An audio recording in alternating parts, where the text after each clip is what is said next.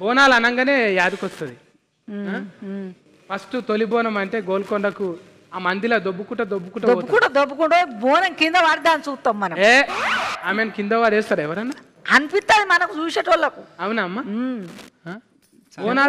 బోనాలు ఎత్తుకోగానే అందేసుకున్నట్టు అవుతుందా నీకు?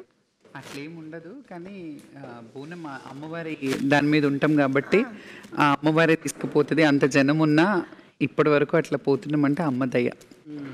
ఇప్పుడు బోనాల సీజన్, లస్కర్ బోనాల దాకా ఆడ జరుగుతూనే ఉంటాయి. అవును, ఆఖరిది లస్కర్ బోనం.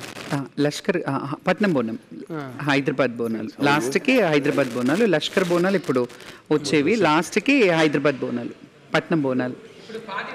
అవును, చాలా బాగుంది. ముందుగా మీ టీం అందరికీ నా హృదయపూర్వక శుభాకాంక్షలు. బికాస్ ఈరోజు నిజంగా ఎందుకు ఆ థాట్ వచ్చిందో, తెలంగాణ కానీ ఇప్పుడు తను ఆంధ్ర ఫ్లేవర్ ఉంటుంది, ఇక్కడ వీళ్ళు తెలంగాణ ఫ్లేవర్. అండ్ ముఖ్యంగా వీటన్నిటికీ ఒక లెజెండరీ మన గద్దరన్న గారి వైఫ్ని కానీ, వాళ్ళ పిల్లల్ని, వాళ్ళ ఫ్యామిలీని అంటే ఒక ఆర్డర్ చేస్తూ, వాళ్ళని రిప్రజెంట్ చేస్తూ, అన్నని స్మరిస్తూ ఈ జానపదానికి ఒక లీడ్ ఇచ్చి పిలిపించడం నిజంగా మీ ఆలోచనకి hats off. Thank you so much. నాకు ఇక్కడ రావడం కూడా చాలా సంతోషంగా ఉంది. అండ్ నా heartly wishes to your movie.